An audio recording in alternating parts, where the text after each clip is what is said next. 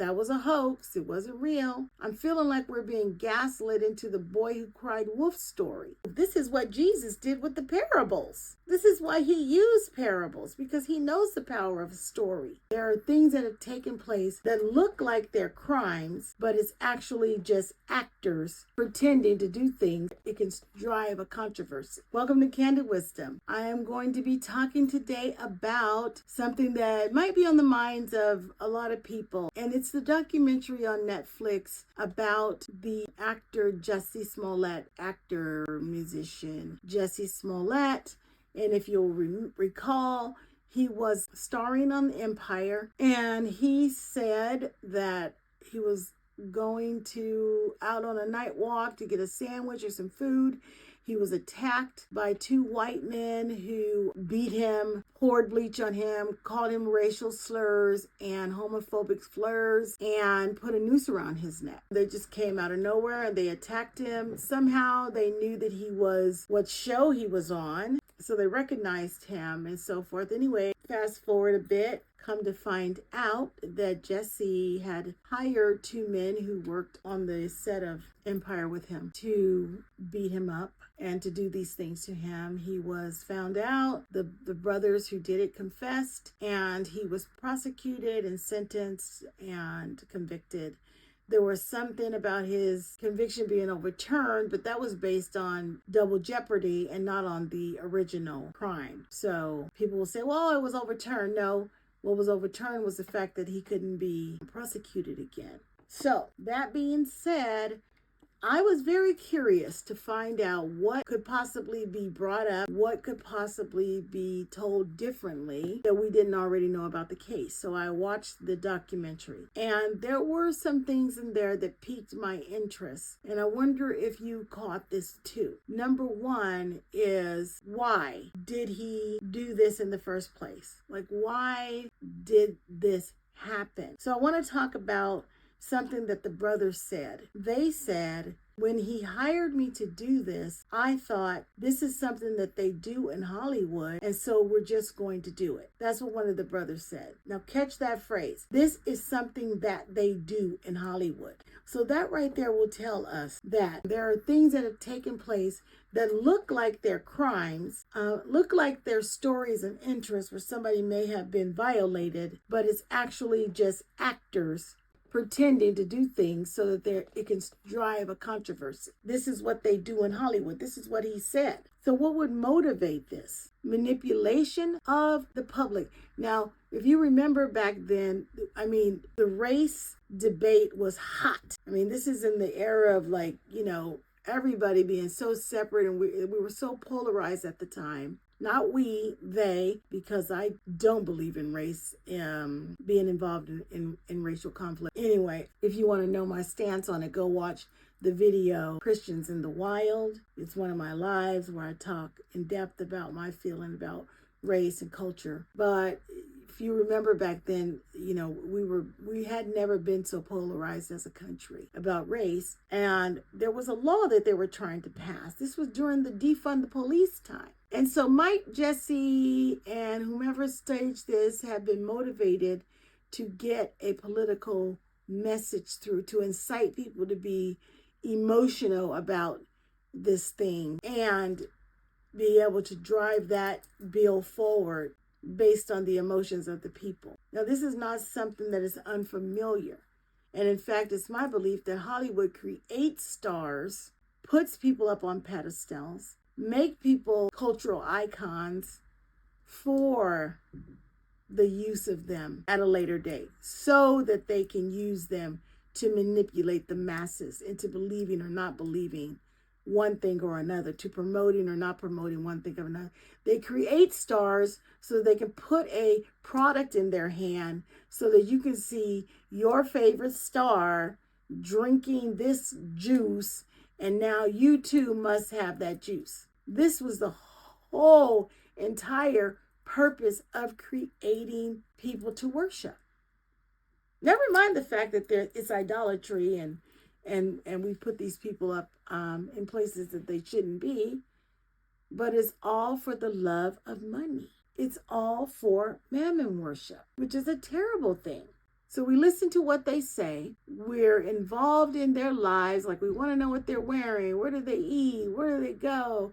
We're watching everything. And this was prior to social media. Remember, before social media, the only people that you could follow before reality TV and so forth were movie stars. Their stories were printed in magazines. Their stories were shown on, entertainment television. Their stories were always highlighted. Their lives were available to us. Why? Because they were being used to move things forward. That's exactly why this thing happened. What are we to think about the documentary itself? Well, remember that it's on Netflix. And if you want to know about Netflix and its founders and what they might be into and what they're into promoting, you might want to do a little research on them and what family they're linked to and what they're involved in. And you might want to question everything, all content that comes through Netflix and its motivation. Because I can say that you're either in the kingdom of light or you're in the kingdom of darkness. You're either doing the works of the light or you're doing the works of darkness, and there is no gray area there. So you determine where Netflix might be. The point of this is that the media no longer has control of the narrative, and they can't squash the truth. What does the Bible say right here? Let's look at it in Proverbs chapter 18 and verse 31. Death and life are in the power of the tongue, and those who love it will eat its fruit. Life and death are in the power of the tongue. And so those of people who are out here speaking the truth and giving people life can't be quieted. They can't be put away. They can't be shut up. So instead of trying to squash the truth, what are they doing? Introducing an alternative so that we have reasonable doubt. Isn't that the same weapon that Satan used in the Garden of Eden? Did he not introduce doubt to Eve by twisting the story just enough to make her think, I wonder if that's true or not. You will not surely die. If you haven't watched the documentary, what they're saying is there's evidence to say that the men who got out of the taxi that night were two white men and not two black men like they said. And that there's a witness, which just happens to be Jussie Smollett's neighbor. Now think about this. Jussie Smollett's neighbor. How would she have witnessed the attack at 3:00 in the morning? I mean, I don't remember him being that close to his home. Why wasn't she there to testify in court under oath about what she saw? There has to be a good reason why she wasn't there. What might her motivation be if you live next door to a famous actor? There's the security guard from the hotel. He supposedly saw the face of the person who ran past him. That whole 10 seconds missing from they said that there's a video, and when he shines a flashlight in the face of the person who passed by, who he proclaims to be white, that 10 seconds is missing from the video. 10 seconds? So he saw this guy for all of 10 seconds? And yet, when he looks at the video of the person getting out of the taxi, he can't tell whether or not the person is either black or white. He says it's two black men getting out of the taxi. And he certainly didn't identify him being one of the witnesses that saw him, them making such a big deal of those 10 seconds as if, voila, if we had it, we would know the truth. And yet the person who does know the truth and who did see it can't even identify the person they're saying are the people of interest. Anyway, this thing that they're doing, this disinformation, this flooding the social media, the internet with lies, out and out lies, so that we don't even want to believe what is true, or that we at least question what is true. It reminds me of that story about all those 90 kids that went missing in Oklahoma or wherever it was, and the ice cream man and all of that. Might that have been a story made up just so people would jump on it and make a big deal out of it? Oh, whoopsie, just to find out that was a hoax. It wasn't real. I'm feeling like we're being gaslit into the boy who cried wolf story. So that the next time we hear some atrocity or some big thing that went wrong, well, let's question that. I don't know. Is it even true? Is it even true? Isn't that something? Isn't that what we start to think nowadays? Is it even true? Did you look it up? Did you check on Snoops? Fact check, fact check. Because there's a whole movement to make us doubt what we see and what we believe.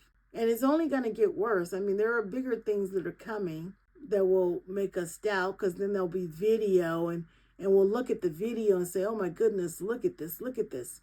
And then whoopsie, we'll find out that it wasn't what we thought.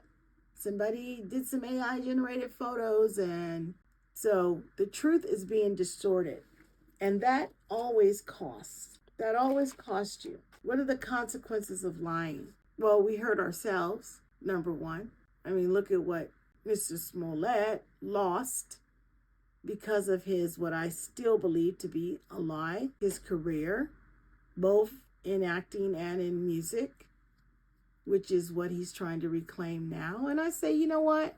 More power to him. Let him come back into Hollywood. Who cares? I've never watched his work. I never will watch his work. That's just me. And I think he qualifies for being in Hollywood.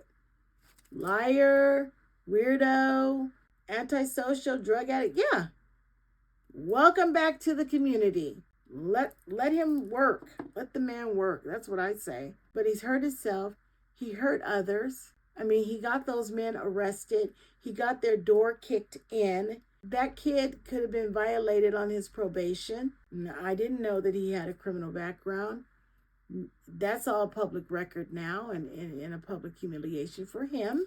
Not that he wasn't complicit in like this lie. He did accept it, the assignment. But imagine if some two white men had actually been in Chicago that night, had actually taken a cab or some sort of transportation into Chicago just to have a night out. These two guys are on their way home, and they would have got wrapped up and arrested for being two white men on the street, and possibly convicted and put into the prison system. I mean, the atrocities that can come from one lie are so numerous that you cannot doubt that lying is terribly wrong, a terrible wrong thing to do. What does the Bible say about lying?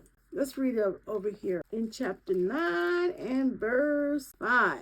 A false witness will not go unpunished, and he who speaks lies will not escape. That's what the Bible says about it. A false witness will not go unpunished, and he who speaks a lie will not escape. A lie wastes resources. A lie will have somebody chasing their tails, looking for leads that don't make any sense. Wasting their brain power and how to fix a problem that doesn't exist. And lies change people's lives. The people that were affected by this. I think about his assistant. Like, she isolated herself from him. It changed their relationship. I think about his brothers and his sisters, like the pain that was on his brother's face in that documentary. We're going to have to stand before God one day and give an account for every idle word, and lies will be a part of that. And the Bible clearly states that the devil is the father of lies. And if you're lying, what does that make you? One of the devil's children. I mean, he's the father of it. How should we, as Christ followers, view this topic? I mean, besides noticing the consequences of lying, notice the manipulation of Hollywood. They stage crimes. They're all actors. They have discovered that if they tell the right story, they can get the people to move. This is what Jesus did with the parables. This is why he used parables, because he knows the power of a story. A story allows people to come to their own conclusions about things. So all you have to do is put out some sort of story and make sure the story is slanted in the direction that you want people to go. And then you can get them to do what you want them to do. It's manipulation. It's exactly what it is. What else to notice about Hollywood? They protect their own. I mean, the people who came out for Smollett, oh my goodness, Twitter was blowing up. Black Twitter was blowing up. Everything was off the chains with comments. And it wasn't just black people. All different types of stars from all different walks of life rallied around theirs. I don't know if a regular Joe Blow would have gotten that reaction, maybe. But yeah, they protect their own. And then we notice the manipulation of Hollywood by the point that they're making stars as it is. And what do they make those stars for? So that they can move us in the direction that they want us to go. And it's usually politically motivated. I think about, and I will never forget, the story of Matthew Shepard, right? Matthew Shepard. Even as a Christian, I was thinking, this is terrible. Nobody deserves to die like this. How could they do this to him just because he was gay? And if you don't know the story, in 1998, Matthew Shepard was found tied to a post or a fence or something, and he had been beaten, violated, and they said it was because he was gay. And I thought, it doesn't matter if he was gay or not. That's wrong. That's horrible. I remember learning about it in school and just weeping and just thinking something has to be done. And guess what? Something was done. The Hate Crimes Prevention Act was put in place. But come to find out that the Matthew Shepard story was a drug deal gone wrong. But what the news and the media and the powers that be, and you decide who they is, what they wanted us to believe was that some gay kid had been beaten to death and we had to figure out a way to protect. And again, it was all to manipulate people.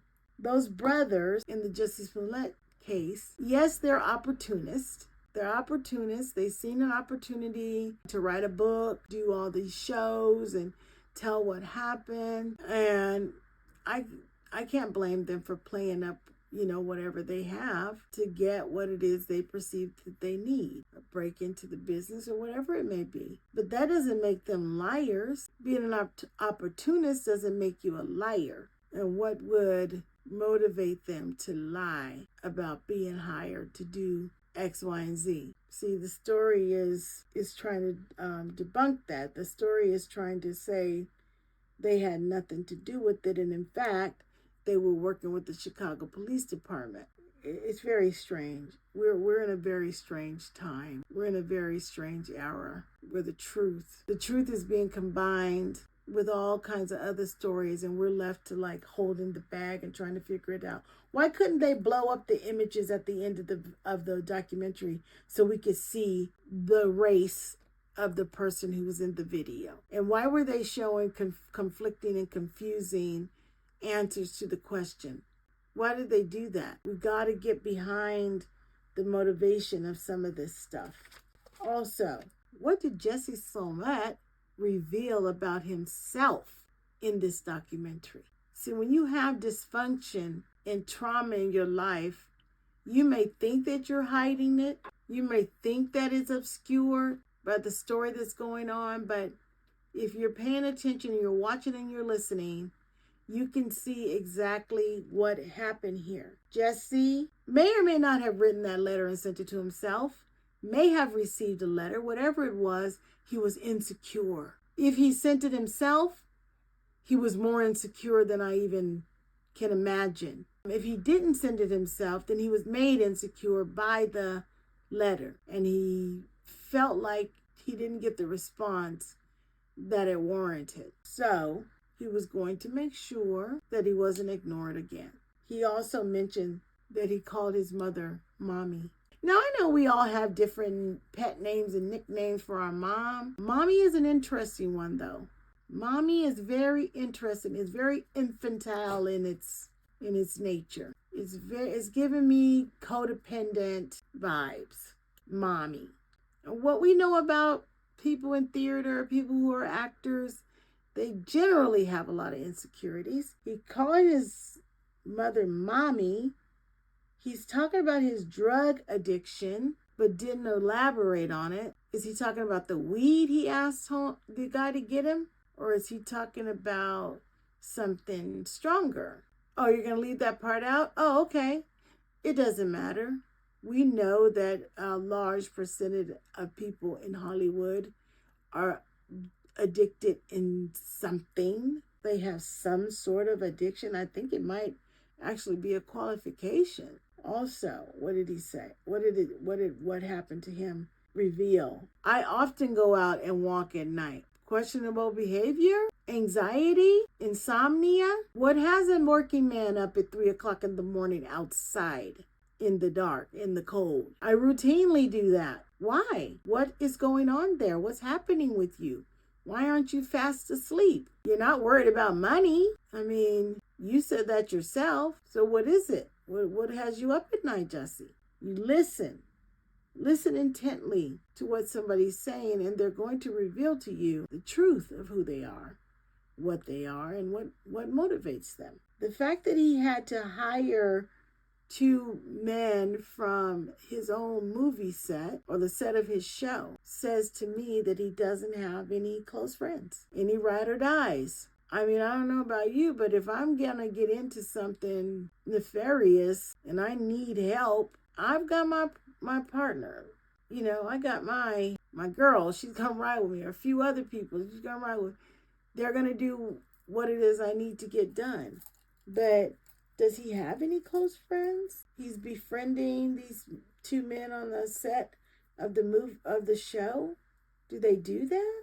Calling them up and texting them on the low for weed and I don't know what else. You're revealing some things to me. Also, the fact that he smokes marijuana. Marijuana is a self-medicating substance. A lot of people use it when they have anxiety, insomnia, ADHD, and the like.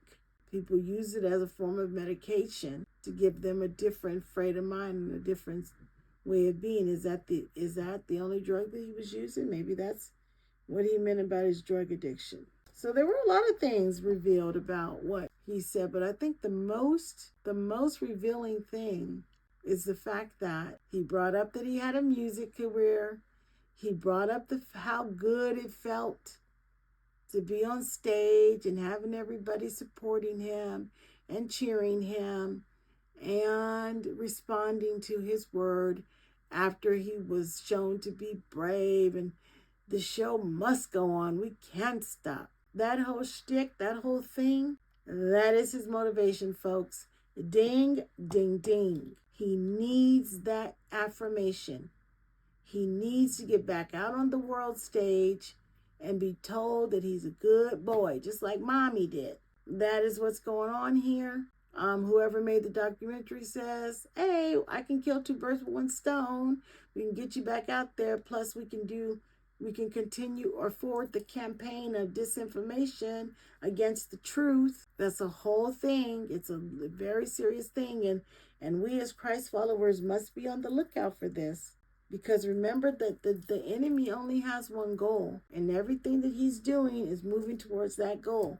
He wants to eliminate, kill, steal, and destroy God's people and his movement. I say that to say, when they have all their pieces in place, whatever those pieces are on the chessboard, it's checkmate for the church. That's the goal. So we have to speak out about it. We can't be quiet about it. And when you see injustice, you got to point it out. We have to use our words. I'll wrap this up by saying that everything must be put through the lens of the biblical truth.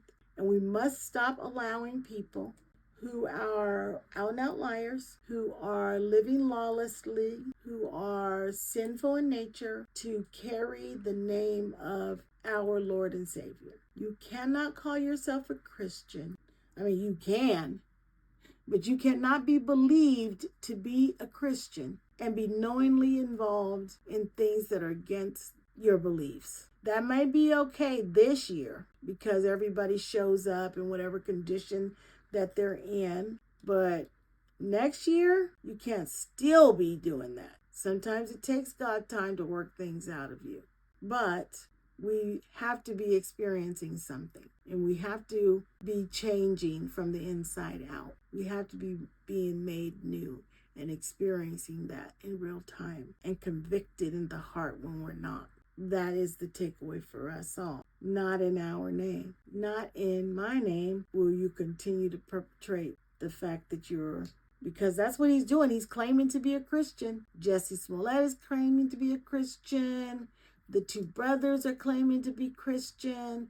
They were seen praying and holding hands in a circle before the court. I mean, they mention God and their faith, and yet they're up to willingly participating in fraudulent manipulation of information. So think about it. I know we're not probably liars. And again, I offer grace to Smollett. I believe he should be able to act again. And if that's what he wants to do, then let him. I'm sure that he's invested a lot into his design and his music and his acting, and he doesn't want to see that all just washed away. So instead, he's making a plea. And if we all agree, then he gets to come back and do his thing. All right. And that is all that I'm going to say about that. I'm putting together a Patreon soon. So please join me on Patreon. If you haven't already, go follow me over on TikTok. I also have an X. I'm on Facebook. I'm on Instagram. It's Candid Wisdom Podcast or Twila Williams on YouTube. And I will be doing lives every Sunday at 1 p.m. Pacific time. That's 1 p.m. PT, where we'll cover different topics. So I hope to see you there. Until then, have a blessed week. And remember, you are an ambassador of the kingdom of heaven.